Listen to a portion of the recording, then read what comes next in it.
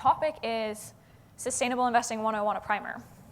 The prompt was to do that based off of personal investing. So how could you invest your own assets or your bank account in sustainable investing, so more of a personal finance side of it. That's what our wee little presentation is all about. I personally spend all of my day-to-day time with my business hat on thinking about sustainable investing from a fund structure perspective. So how do you structure a venture fund? How do you structure larger portfolios along sustainable investing lens? And then I advise a lot of startups on how do you raise sustainable investing capital? So how do you raise venture funding? So those are three completely different, distinct ways that we could go about this conversation. I should probably check the box on the one that we're supposed to do, which is the more personal finance side, but let's keep the conversation fluid and talk all the way across the capital stack if that sounds good to folks. Any other bits that you for sure want to hit? So if we hit personal, company fundraising, venture fund, kind of like fund setup side. Any other vectors or angles that we want to hit? Yeah, hit me. If you know anything about blockchain or crypto. Ooh, blockchain or crypto.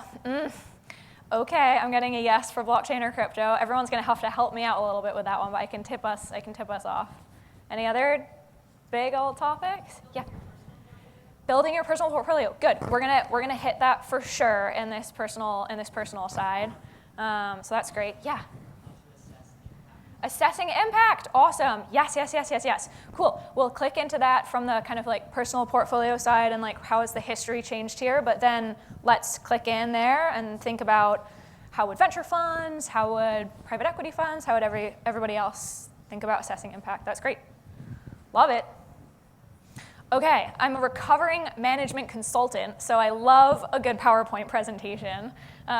This one looks hip because it has a black background and some emojis in it, and we'll keep it nice and short, but love to have some structure here. So what are we talking about today? We're talking about Sustainable Investing 101. I like to leave folks with some tangible takeaways, and in this case, you'll walk away with a quick history of Sustainable Investing 101, at least as written in point in time by one person. History is apt to change with key terms. So there's so many words floating around this space. What the heck do they mean? Maybe helpful to just have them come in one ear. Some of them will go out, but others will retain. And then some tools and examples of what the heck to do about this. Personal portfolio side, we'll even hit on the fund side and in the capital raising for a company. And structure is, I love a good chronology kind of series. So where have we come from? What's the history? Where are we now? So a check-in on the state of the market as it stands. And then where do we think it's going? Maybe it's crypto, maybe it's blockchain, who knows? And then raise your hand. Please bring your questions. 60 minutes is a long time. Let's make this a group discussion. I will fly through some of this content. Sound good? Sound good. Awesome. Okay. Oh, and who the heck am I? I'm Sophie. Nice to meet all of you. I love a good emoji. In part, that's become a little bit of a brand through a newsletter that I help write called Climate Tech VC, where we're an industry publication of sorts, and we bring deals, news, and news, and pop-up fund news, and deep dive insights with the best of the best founders and innovators in the space, and also these heavily researched market deep dives on this burgeoning space that we've dubbed climate tech, and now that's kind of taken off with some other folks as well. So we've got 25,000 subscribers. There's an amazing team that works on this every week. We're all volunteers, actually, which is kind of nuts, but a little bit of the ethos of this space that we're in, of everyone's chipping in and bringing their unique perspectives to it. If you haven't subscribed, maybe feel free to take a peek. We've got a teal logo that shows up in lots of different places, so feel free to check out Climate Tech VC. But before that, my start in climate tech actually was more on the risk mitigation side, so on the ESG, the environmental, social, governance component. And I went to school to study climate, was lucky to find a path to be able to do that, and I care about bringing other folks along who are maybe climate first in their careers, meaning they've always known that this is going to be a responsibility that their generation is going to inherit, our generation is going to inherit. So giving resources, education, tooling for those folks. So that took the path of setting up an ESG fund at the university that I went to, at the endowment, and breaking through some barriers to figure out how on earth you could do that intrapreneurship, I suppose, in a space of institutional investing that traditionally isn't massively innovative, and we got that through, and it's still running today, and I've spent a lot of time with other endowments and other institutions figuring out what does ESG look like in that environment. Kind of a weird place to start your career. Wrote a book along the way and taught these courses, did a stint in management consulting, hence the slides, and then helped start a company. Company's called Kula Bio. Everyone always says, oh, cool, immediately after I say that. But our product is a fertilizer. We just make it using microbes. So it's the same output, it's an ammonia. The plant loves it because it can uptake it in a really on-demand fashion. And it also happens to be a carbon sink for just about the same cost as your really heavy polluting fossil fuel-derived Haber-Bosch process. We'll be happy to talk more about that, but maybe we'll do that over a drink separately. Talked about climate tech VC, and now I like starting things, as you can probably tell, and I've started something new. This just happens to be an investment fund, so early stage climate tech VC, and we'll be sharing more about that with folks soon, but love to be first capital in. So share that in terms of like from ESG to climate tech, and that tracks a little bit with the history. So sustainable investing is a big tent. I never really know what people mean when they say sustainable investing or green finance. All of these terms show up, and it's frankly a big tent, right? Like these are all totally valid, but they just fit together slightly differently. I'd say some are slightly outdated, some have a lot of momentum behind them, some have a lot of innovation behind them, and we'll touch on all of these. And I'm sure if we popcorned around, you all could toss out a whole bunch more different terms that would belong up here as well. So let's put them in order. Where did all of this start? So back to our kind of mini history lesson. Of this giant tent, there's many different ways of parsing it. I think most simply put, when I was really racking my brain about how to organize it, I see there being 3 big categories. And they also fit chronologically in terms of kind of like how they came out of the gate. So values first, meaning this ethical or kind of negative screening. So I want to invest alongside something that I believe in. The way that manifested in the market took a few kind of tosses and curves and turns, and mostly was discussed in terms of divestment.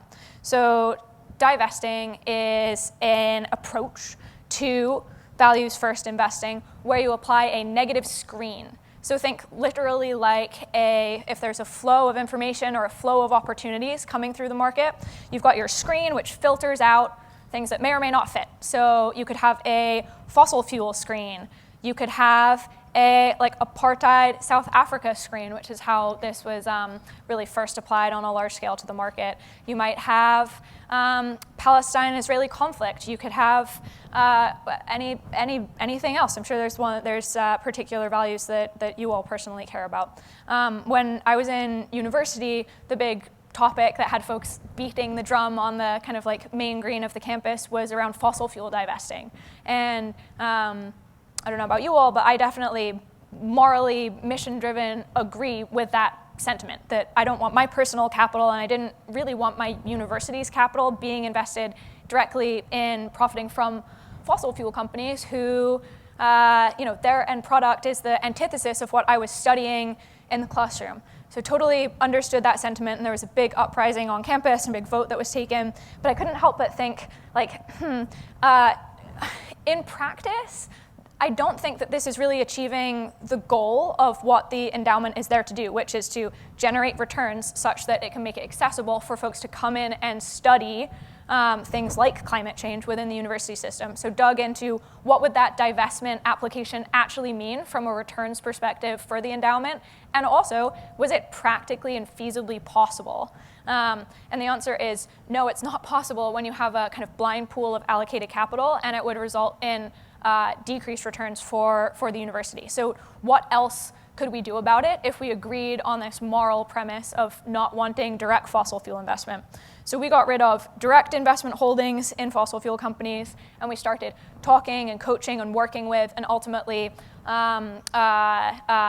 not working with, I suppose, some asset managers who had non-ESG aligned, right? So our next point, non-ESG aligned investment practices. So popping down to the next bullet, to our blue one. Don't know why they're these colors. I just thought they looked pretty. So our blue one, value first. So very different from values first, despite, we're just dropping that one S. Value first is an approach to evaluating a whole suite, a whole universe of different companies.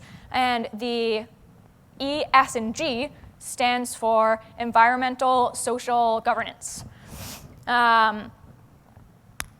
Many different ways of applying ESG, but essentially at the end of the day, I think it comes down to the materiality of environmental impacts or social impacts or governance impacts on the evaluation of a particular asset. Let's call it a company for the sake of this argument.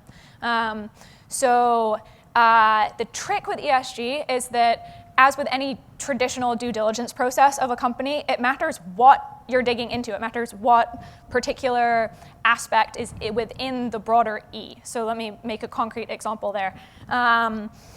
Pick a fossil fuel company, ExxonMobil, easy to pick on. You can evaluate them for all of your financial metrics and then simultaneously add in additional ESG criteria.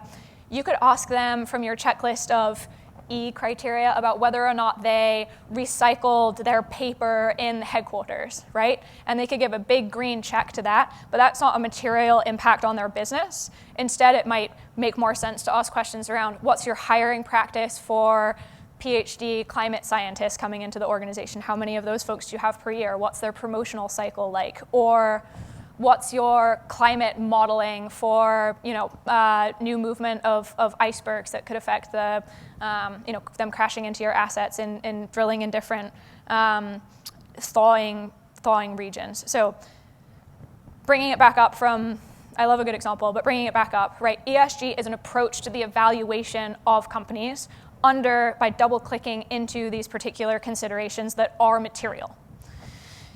And so that would result in finding positive or best-in-class players without applying that broad-based filter. So you might have an energy company that's traditional today, but is truly pivoting to be an energy company of tomorrow. Probably not Exxon. Sorry if any of you are Exxon fanatics out here, but could be another publicly traded company that you would have just lost from your divestment filter, and therefore you would have hypothetically an underperforming pool. Okay, and that brings us to our purple circle, impact investing.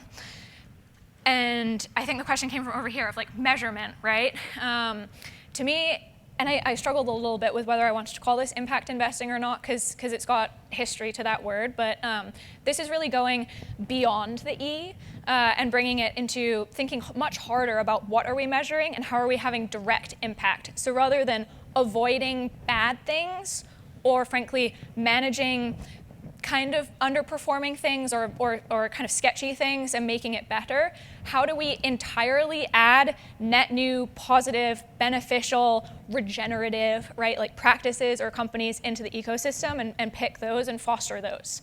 That's my high-level definition when I talk about impact investing. And of course, that tends to skew more towards the innovation side of the financial stack, but could also be totally relevant on the deployment side as well. Okay, that was a lot. So we did values first, value first, impact investing. Where is that today? Here's my very technical analysis. Boop.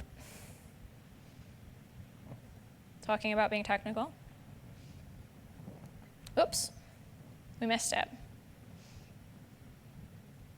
Okay, here we go. So I think values first investing is on the decline. I think value first investing, which is ESG, is where a lot of the money is being deployed today.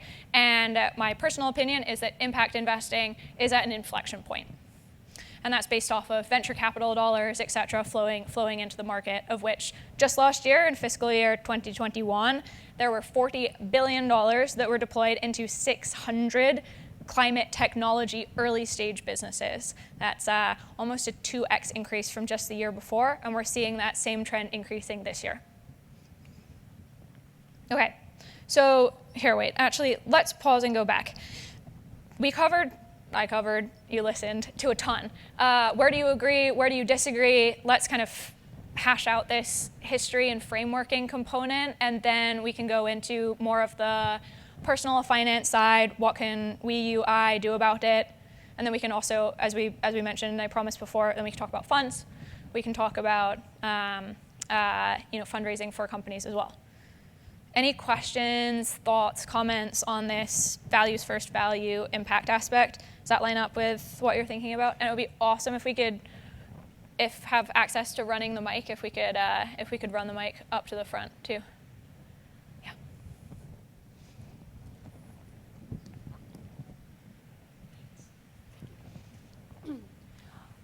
Hello. Okay, perfect.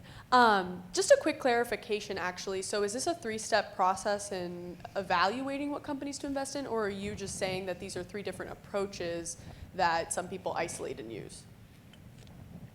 Great question. I'm suggesting that these are buckets for all the methodologies of approaching sustainable investing. Gotcha. Thank you. Yeah.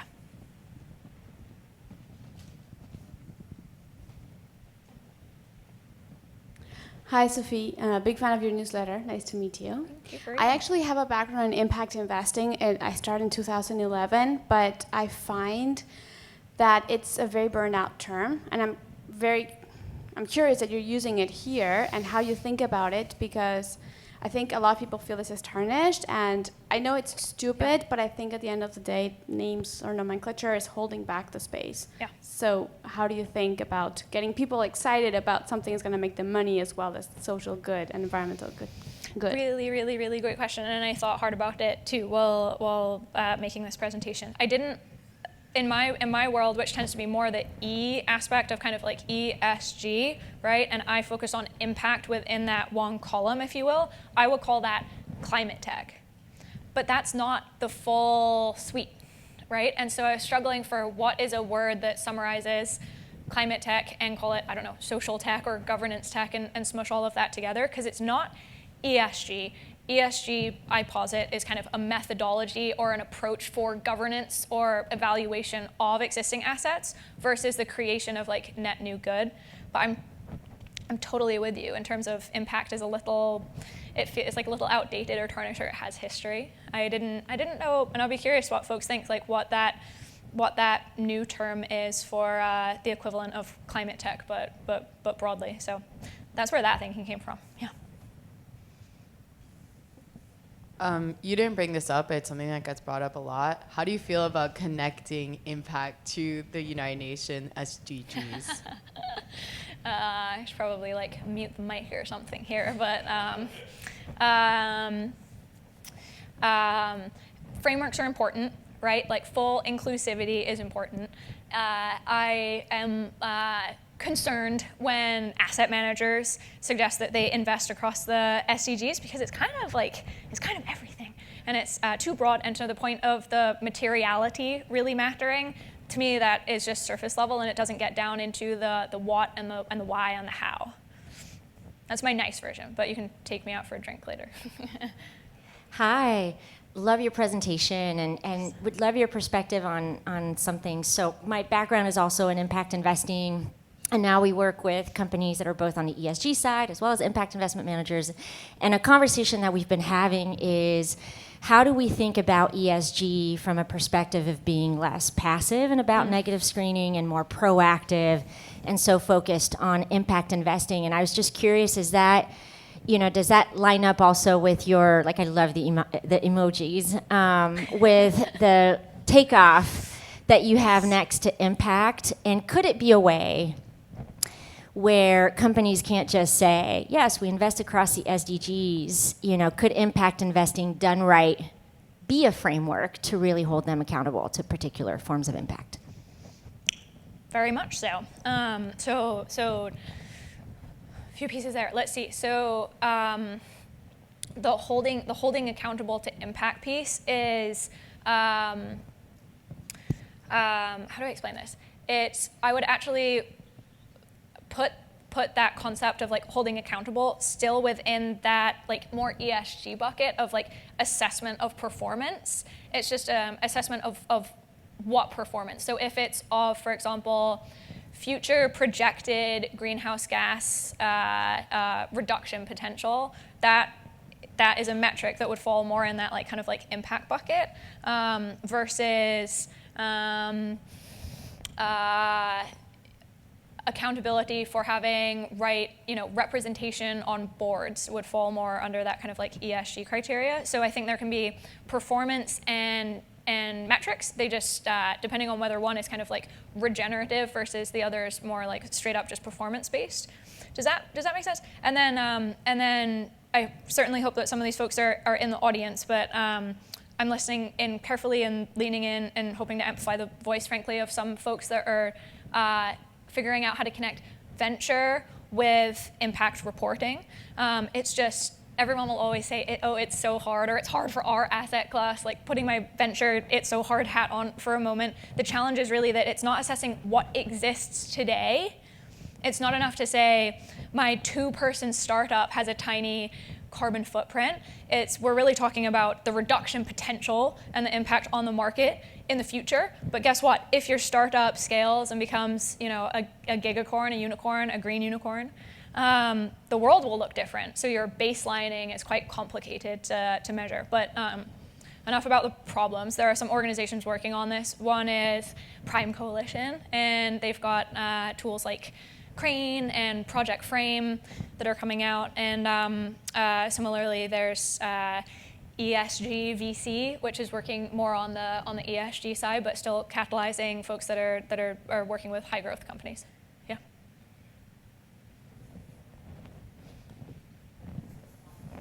Okay. No. Okay. So you mentioned that climate tech grew 2 times in the last year, but there's still investments into fossil fuels. So aside from divesting, what other things can people do as investors without necessarily changing or collapsing their business models? Ooh, great one. What things can we do without collapsing existing business models? Yes, could answer this in so many different ways, right? Like there's the disruption side, right? So the making a product that people prefer, want, need, it's cheaper, it's better, the kind of Mr. Burns effect of would a self-centered person invest in or buy this product? So building something that's better and replaces it. But then frankly, it also needs to be said that it's not a fair playing field. So on the fossil fuel side, subsidies are a real, they tilt the scale, right, in a kind of like unfair way. And so just as relevant, just as impactful, perhaps even more so, to be trying to level that playing field a little bit, and either leveling it out with equal kind of like subsidies or support mechanisms on the innovation side to bring up those alternative consumables or production practices, or removing some of those carrots like from the fossil fuel aspect as well. You're probably talking about like, so what do we do about having it in our portfolio today? And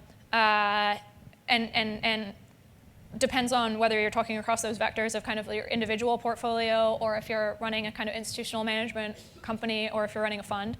Different answers to those. For individuals, we'll talk about it right on the next slide, but that's identifying kind of like green banks or ones that don't prioritize, that do that ESG analysis for you for hopefully like a lower cost, or removing that from your portfolio.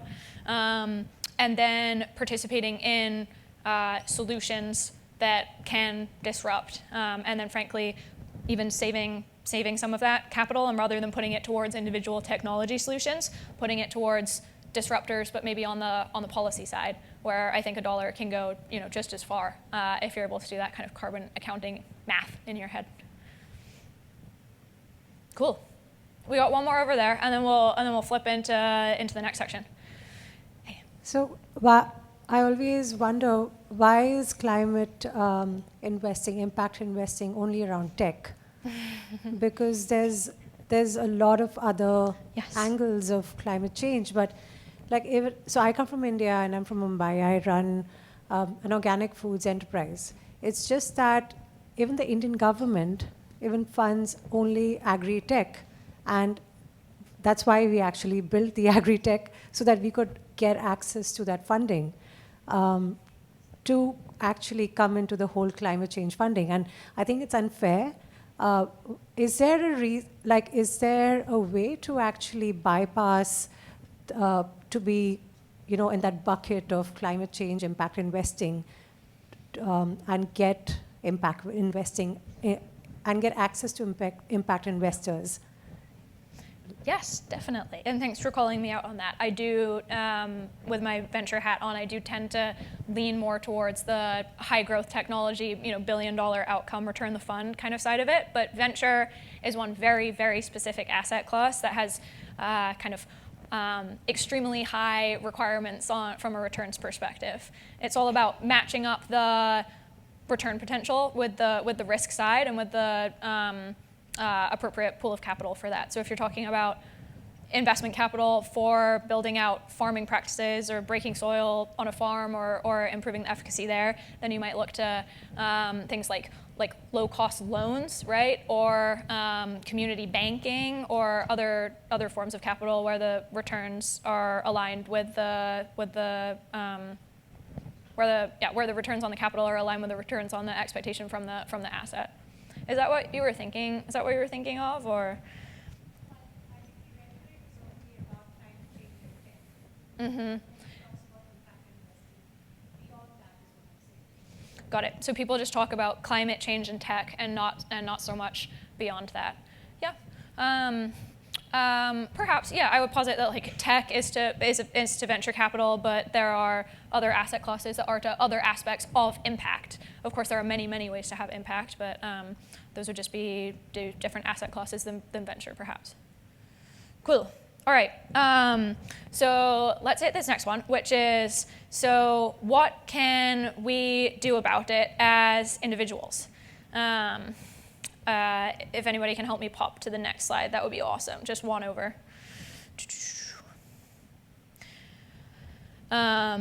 Great, thank you. So again, trying to create these two buckets, the ESG alignment and then the direct impact. And remember, we said we'd try and hit beyond what I prepared this presentation for, but this is on the personal finance side. And giant asterisks of, I am not a financial advisor. Please do not take financial advice from me. We're here talking about brainstorming different ways that we could align our personal portfolios with ESG alignment or with direct impact. So here's a few ideas, and you can read them, right? So green 401ks, which would be asking your employer or wherever you might get a 401k, whether it's self-administered, looking for that green option, and if it doesn't exist, which it probably most likely on average does not, then advocating for it with HR teams or with whatever platform you use to identify 401ks. Does anybody do that today? Does anybody have a green 401k option? Or tell me.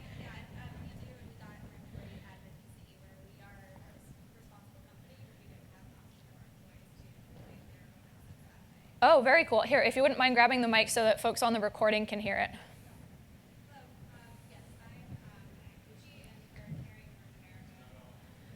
Can we turn the mic on? Hello. Perfect.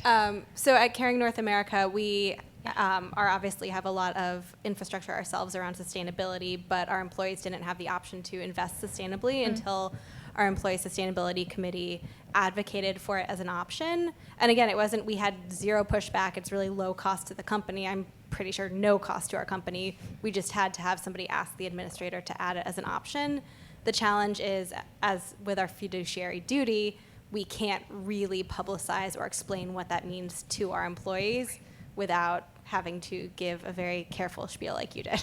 Totally. Yes. I saw one other hand went up for green 401ks at their company.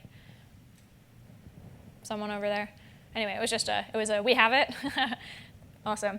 There are some startups as well that are working on creating these options. So it's worth taking a look at and tracking. I think there'll be a good amount of innovation that's happening in this area as well. And super important when you think about split of total assets in North America, in Europe, where capital sits for the long term, and long-term dedicated pools of capital are awesome for taking some of those riskier long-term, less liquid bets, a la climate innovation, right? And also avoiding the downside risk of fossil fuels and thinking about the timeline that that transformation occurs on lines up with the timeline of hopefully how long you're keeping that pool ready for retirement. Green banking is similar to the 401k side, just bringing ESG to banking. And then shareholder advocacy would be for, sometimes it's difficult to do that unless you hold large positions in direct investments, but advocating for your institutional asset managers to be voting proxies. I don't know if that's a familiar term with the audience, but to be essentially voting along your impact goals, right? When companies raise proxy votes, so government shareholder voting on ESG considerations. Often those are sidelined and they're not voted on, and so everybody should be nudging for proxies to be voted to increase that percentage of representation, because it does make a difference in the management of companies. Yeah. And again, went back and forth on this a little bit. By this I meant because we're trying to take the personal impact kind of like lens to it. That's like green checking accounts. So not to toss specific names out there, but ones like Aspiration Bank or others that are applying some filters or reallocating.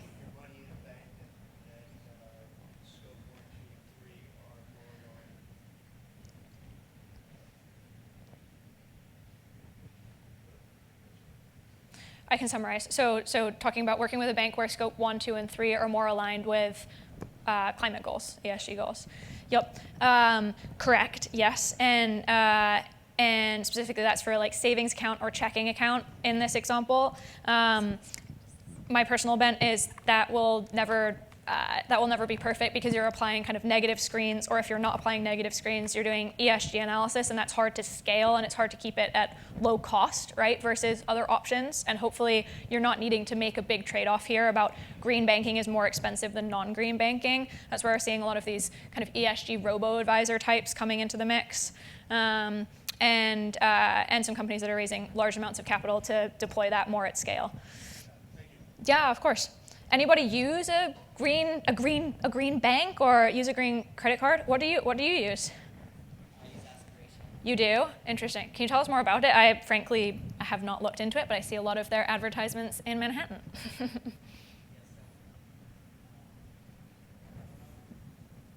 Yes, so I use Aspiration and have for a while, and I really like the ethos behind it, everything you were just describing. But unfortunately, from a day-to-day perspective, it's very frustrating, and it doesn't work as well as alternatives. Mm-hmm. So I've switched to mildly one of the more ethical, larger banks, because on a practical level, it's very difficult to do very basic things because of all the red tape and the kind of operations behind it. Mm-hmm. So that's really a huge barrier, and I hope that new companies, new startups can innovate in this space, also for small businesses.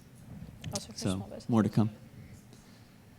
For example, when I was trying to put a payment down on a house, it was very difficult to get the money transferred.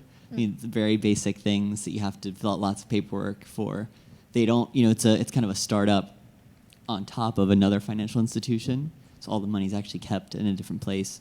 So you have to jump through a lot of hoops to do things that a lot of consumers want to do. It's a bit frustrating. And has anybody ever voted a proxy or participated in, quote, shareholder advocacy? I think it's hard to do as individuals, because you need to have a significant ownership of a particular asset. But some of my friends and peers in an undergraduate group at Yale actually bought up enough shares of Exxon to be able to vote some of their proxies, and they went to the shareholder meeting, and even though they were a tiny, tiny, tiny relative shareholder, by putting a question up to vote and then physically being there, able to get the mic and talk, one-on-one with Rex Tillerson about some problematic management practices and about stranded assets. So maybe an inefficient way, but a really impactful potential way as well. Yeah? The interesting thing about that is, you know, engine number one. I do know engine number one, yes. And for those of you that don't, engine number one is a smaller size company and got acclaim because they rallied to vote shares to take advantage of the proxy in a way that put 3 new board members on the board of Exxon. And Exxon had never had in its history anybody outside of their industry on the board before. And so now Exxon has a former energy department leader, et cetera, and so forth. They didn't have any energy experts. They had non-energy experts on their board. So the point that they want to make to all of us is actually it's really important to vote in our shareholder opportunities because our votes, like they described to me, like citizens, if you don't vote, you don't win. And so they really argue that we should all vote in our shareholder meetings because that's the way you exercise power. So it's very interesting. It's not that you have to collect millions of shares to vote. You just vote. So I thought that was quite an interesting lesson I got just in one conversation. That's a great example of engine number one. And another nudge is to nudge those asset managers that control a lot of the proxy votes, think BlackRock, right, and other large asset managers, to do their duty on part of you and vote as a block in proxies as well. So it's really just all about unlocking that percentage. Okay, so those are the kind of like management. Those are management and ESG aligned potential activities. On the direct impact ones, where you can see where your dollar is immediately going towards that kind of like regenerative net new impact. There's a few other activities. So top of mind for me, at least, is definitely venture investing, defined as equity ownership in early stage new businesses that are bringing a net new, usually technology, right, to our question before, technology solution to market for venture scale returns, which is seen as these are very risky investments, and in return you expect to receive a large sum of capital back for putting your capital up to risk for so many years, so it's particularly non-liquid. Giant asterisks around this of venture investing is not accessible to everyone. So there are some, in my opinion, pretty outdated rules around who can take on venture risk according to the government. Those need to be accredited investors, which have very high barrier to entry around your existing net worth or your kind of like 3 to 5 year income. And those are purposefully restrictive so that the government believes that it's so that folks who can risk losing it, right, almost like see venture as like gambling with your money according to these regulations, that only those folks are able to take on that risk, but frankly are also then able to receive the return potential of venture investing, which can be very high when done correctly, of course. So ways around that includes, while getting kind of like somewhat similar, potentially similar, like return profile would be things like Kickstarter or raising an SPV, so a special purpose vehicle, from accredited investors, so that you, as the organizer, get special provisions around being able to take on that risk because you have improved management and information rights. That's one hack that I've seen some folks that maybe at this point in their life cycle or just the career and path that they've chosen aren't accredited themselves. So that's 2 different ideas there.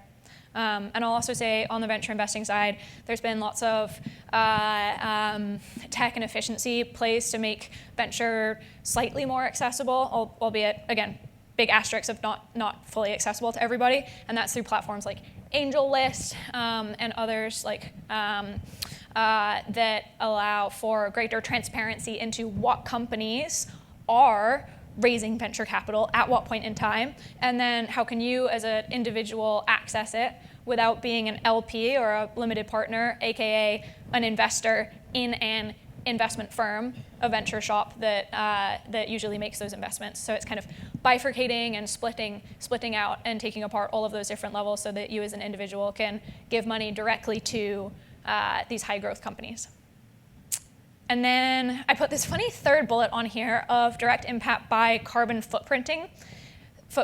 And I don't know, I feel a little funny about this one. So premise is that you as an individual would do your own accounting for your own individual footprint, so around what you consume or how much you travel or how all of this impacts your greenhouse gas footprint, and then you would invest, aka spend money on offsetting that. And I wasn't sure whether or not to put this on here under the kind of like personal finance direct impact side or not, because it's in some ways a tax, right? Like an additional voluntary tax. But if we think about ourselves and our full spend as that personal finance side, I'd say it's relevant if we're really trying to make this a kind of net zero personal net zero portfolio.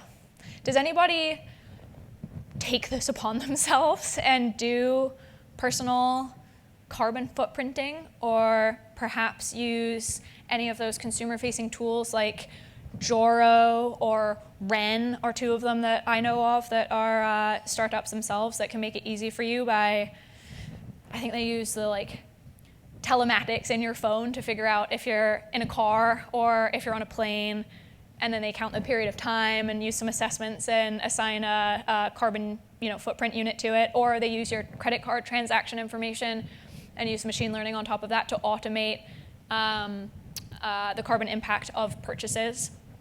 Has anybody tried those out or looked at them or used them? Not so much. It's worth taking a peek. But again, the challenge there was, that could be seen as a tax rather than kind of like a direct return, I suppose, for us as consumers and individuals, at least before the entire economy, fingers crossed, right? Undergoes a transformation, energy transformation. Cool. Any questions on the side of the personal finance side? Any bits that I missed? I'm positive that I have probably missed some. Any things that you guys do yourselves or are curious about or exploring in terms of your personal finances? Yeah, go in the front here.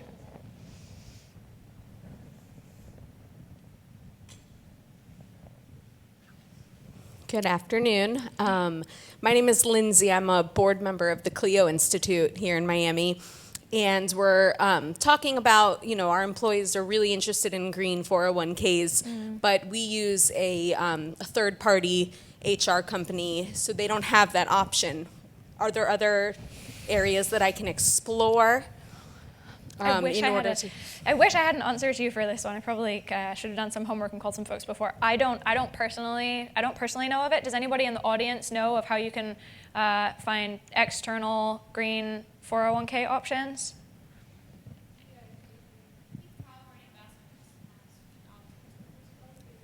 TIAA, and what was the other one? Calvert Investments. But that would require kind of separately managing that outside of the platform of a Gusto or whatnot. So yeah, let me get back to you on that, because I've seen a couple other solutions. I just can't recall what the early stage companies' names are at the moment. Yeah.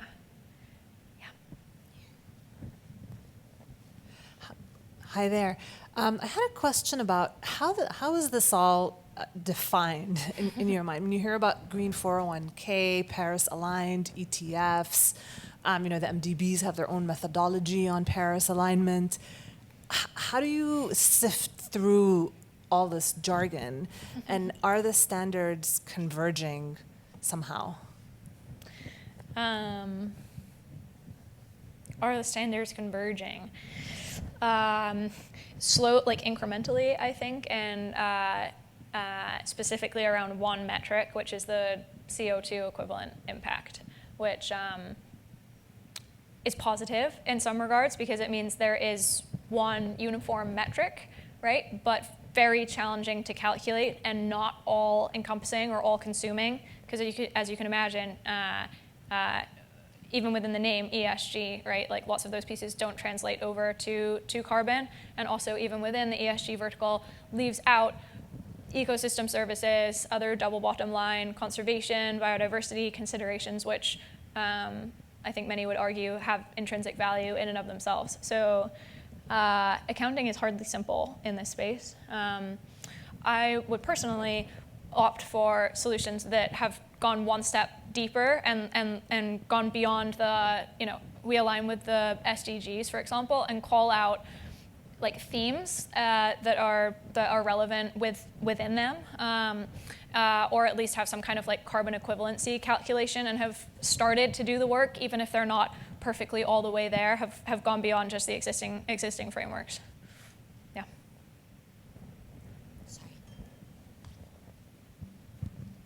Thank you so much for this presentation. It's been really awesome. So I am more of like a policy person. So I'm thinking a lot about like lobbying and also in investing in like political campaigns. So do you think about that in terms of investing? Maybe a stretch, but I know that like I have some friends who are investing in Texas and some other states to try to flip the markets one way or the other.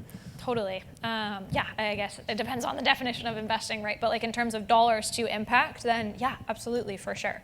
I mean, I would be curious about what other people think here about where their dollar goes the furthest, but certainly in terms of tilting, direct elections, but then also there are other advocacy organizations that work maybe with businesses to help businesses in a really kind of like pinpoint specific way transform. And so some of those organizations are ones like Ceres, which is based in Boston and runs all sorts of investor networks and business coalitions. And I'd say $1 there goes a really long way to actually implementing these large policy transformations that for sure have that dollar to impact ratio. So yeah, that's really astute.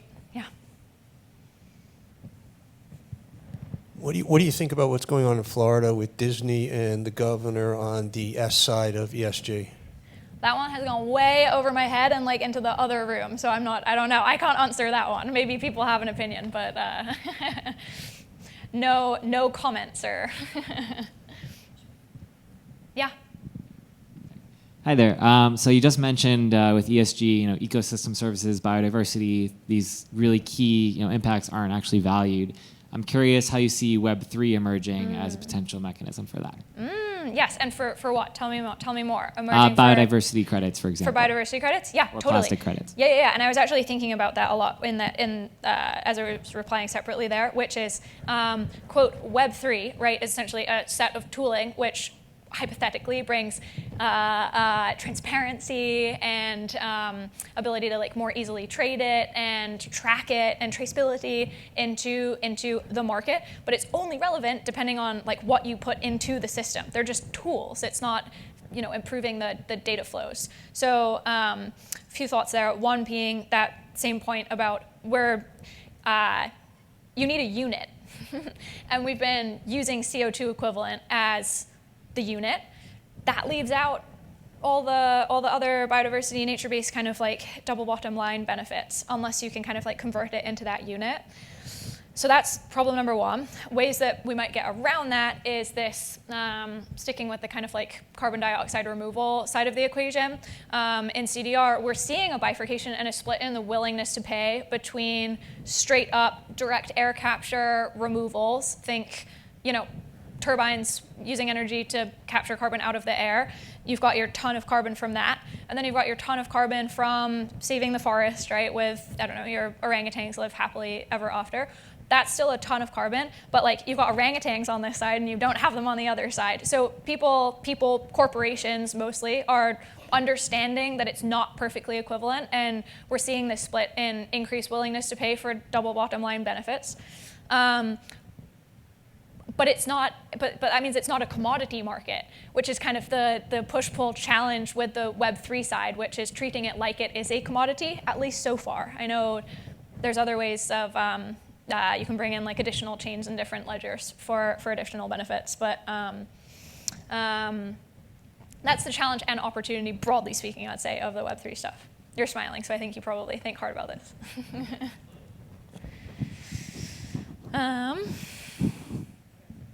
Yeah, Hemi.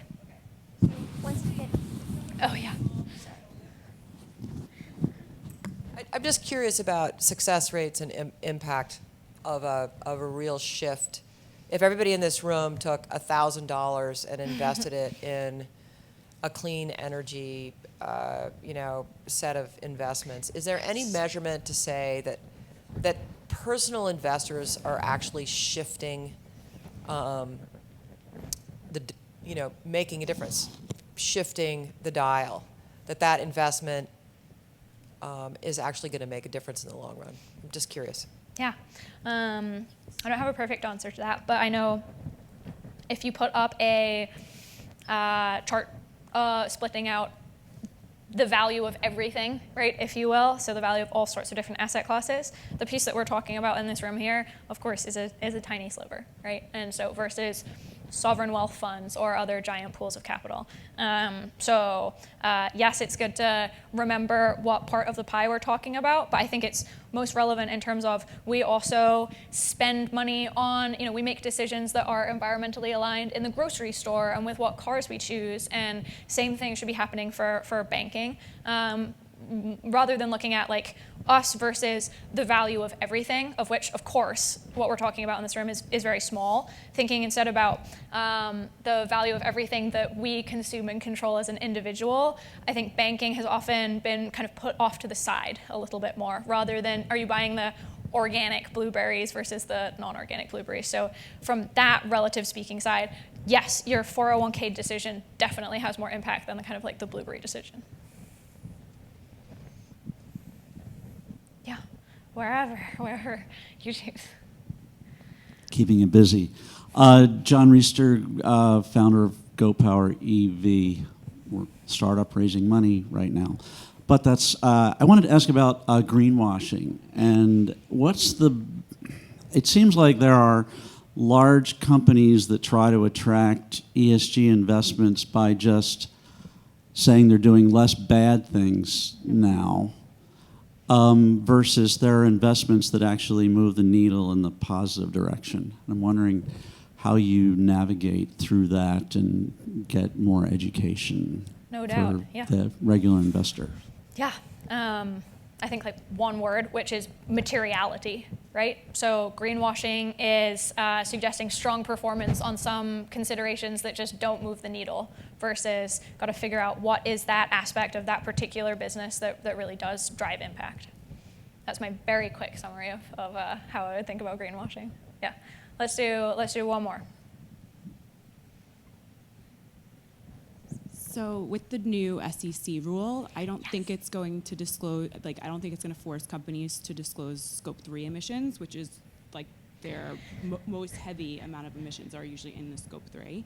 Mm-hmm. So I just wanted to see what you feel about how that will negatively impact investing and investors wanting to make the right decisions. If big corporations are not being transparent about their Scope 3, then can we really get to a point where we're more sustainable as a society? Yes, and I'll do a quick summary of that in case it didn't come through on the mic. The SEC recently has agreed to a set of new regulations around reporting requirements of Scope 1 and Scope 2, but not yet Scope 3 emissions from publicly traded corporations. And so massive implications from this, right? Treating ESG, treating climate risk performance like we've been treating financial risk for a long time. Of course, this is like one massive step. What is missing from it right now is Scope 3 reporting from individual corporations. Scope 3 would be your indirect emissions impact. So not from the production of it or the kind of like energy generation and transportation of your product or good, but from the, tritely put, your supply chain. Of course, depending on what industry you're in, a majority of your emissions, up to, I think it's like 80% or so from like retail or from kind of like CPG is from Scope 3. So you're missing that. You're missing 80% of the pie. Not trying to be too like rosy or let anybody off of the hook here, but just doing Scope 1 and Scope 2 is a massive step forward, and important that we kind of like do that and lock it, load it first. I'll also say that the other saying is your scope 3 is someone else's scope 1 and 2, right? And so the more that we can push that at least scope 1, scope 2 reporting further down into smaller and smaller kind of like entities and organizations and require reporting back up to the larger corporations, the sooner we'll get there. But yeah, I mean, you said it, right? Spot on that we're missing a large chunk of the emissions as it stands. Okay, these questions were awesome.